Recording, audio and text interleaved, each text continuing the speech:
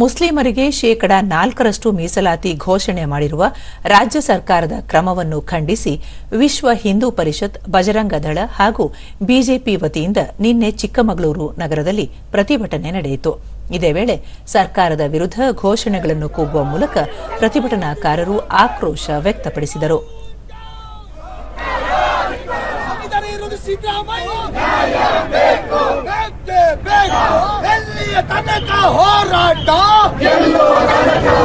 DK Shivakumar ಅವರು ಮುಖ್ಯಮಂತ್ರಿಗಳಾದಂತ ಇನ್ನೂ ಕಡಿತ ಮಾಡಿ ನಾವು ಮುಸ್ಲಿಂ.